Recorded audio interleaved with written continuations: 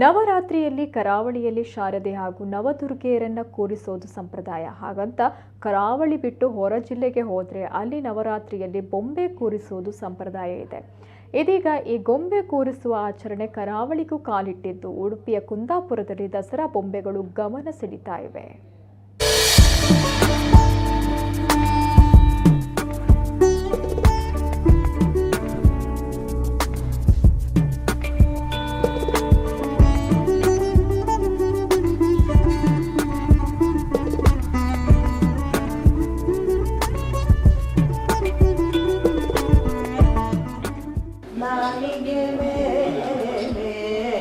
सरस्वती देवी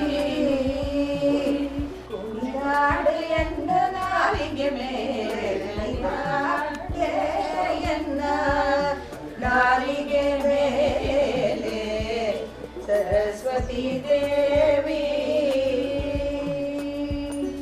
इळयोळु प्रतिमा कुणगण मुदिताये नलिदाडे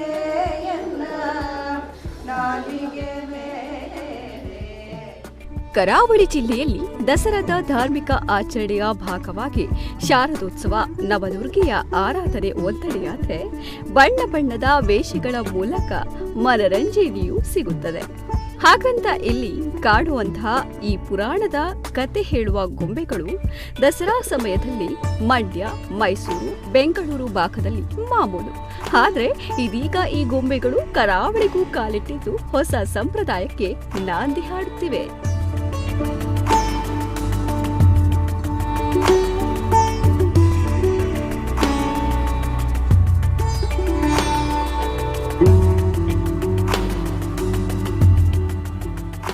ಕರಾವಳಿಗೆ ಸೊಸೆಯರಾಗಿ ಬರುತ್ತಿರುವ ಹೊರ ರಾಜ್ಯದ ಯುವತಿಯರು ಈ ಸಂಪ್ರದಾಯವನ್ನ ಇಲ್ಲೂ ಆರಂಭಿಸಿದ್ದಾರೆ.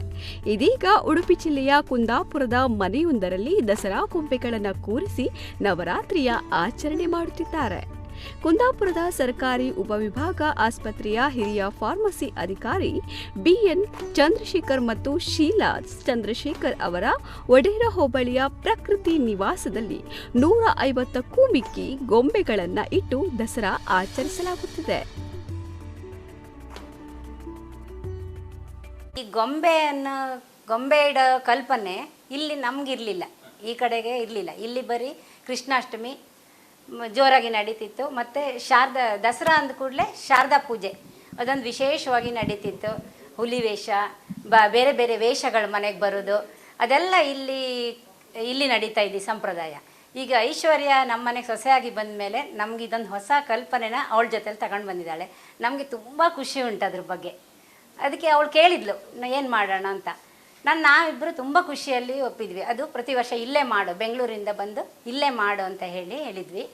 ಅವಳು ಪ್ರತಿ ವರ್ಷ ಗೊಂಬೆಯನ್ನು ಸ್ವಲ್ಪನೇ ಜಾಸ್ತಿ ಕಲೆಕ್ಟ್ ಮಾಡ್ಕೊತ ಬರ್ತಿದ್ದಾಳೆ. ನಮಗೆ ತುಂಬ ಖುಷಿ ಉಂಟು. ಮತ್ತು ಜನ ಬರ್ತಾರೆ ನೋಡ್ಲಿಕ್ಕಂತ, ಇಲ್ಲೆಲ್ಲ ಜನ ಬರ್ತಾರೆ, ಎಲ್ಲರೂ ಖುಷಿ ಪಡ್ತಾರೆ. ಹೊಸ ಸಂಪ್ರದಾಯನ ನಾನು ಇಲ್ಲಿ ಪ್ರಾರಂಭ ಮಾಡ್ತಿರೋದಕ್ಕೆ ತುಂಬ ಖುಷಿ ಉಂಟು ನಮಗೆ.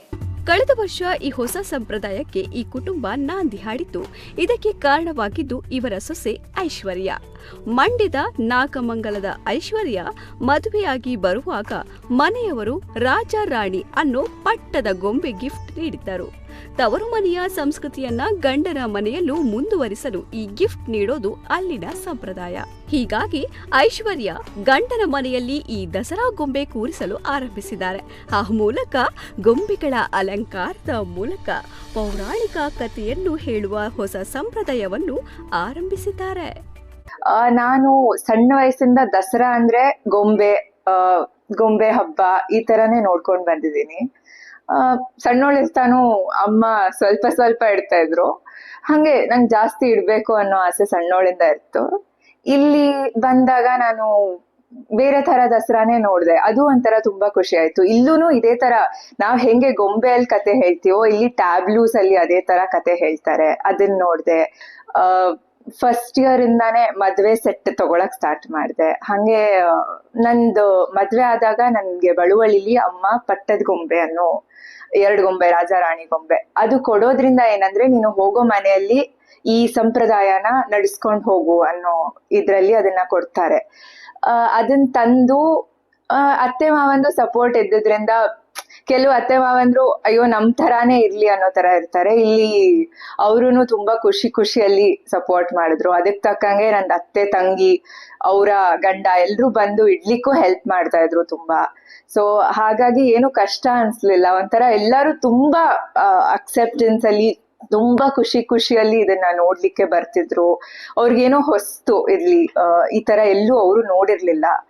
ಸೊ ಅಲ್ಲಿಗಿಂತ ನನ್ಗೆ ಇಲ್ಲಿ ಗೊಂಬೆ ಇಡೋದ್ರಲ್ಲಿ ಇನ್ನ ಒಂಥರ ಸಂತೋಷ ಸಿಗ್ತಾ ಇದೆ, ಖುಷಿ ಸಿಗ್ತಾ ಇದೆ. ಎರಡೂ ತರ ಟ್ರೆಡಿಷನ್ ನಾನ್ ನೋಡಿದೀನಿ ಕರ್ನಾಟಕದಲ್ಲಿ, ಯಾವ ತರ ದಸರಾಗಳಿದೆ ಅನ್ನೋದನ್ನ ನೋಡಿದೀನಿ. ಸೊ ತುಂಬಾ ಖುಷಿ ಇದೆ. ಈ ಗೊಂಬೆ ಇಟ್ಟವರು ಪ್ರತಿ ವರ್ಷ ಒಂದೊಂದು ಗೊಂಬೆಯನ್ನಾದ್ರೂ ಹೆಚ್ಚಿಸಬೇಕು ಅನ್ನೋ ಅಲಿಖಿತ ನಿಯಮ ಇದೆ.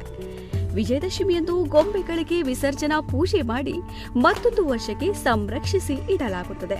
ಕುಂದಾಪುರದಲ್ಲಿ ಆರಂಭವಾಗಿರುವ ಈ ದಸರಾ ಬೊಂಬೆ ಪ್ರದರ್ಶನ ವೀಕ್ಷಿಸಲು ಜನ ಭೇಟಿ ನೀಡ್ತಾ ಇದ್ದಾರೆ. ಬ್ಯೂರೋ ರಿಪೋರ್ಟ್, ನಮ್ಮ ಕುಟ್ಲ 24/7.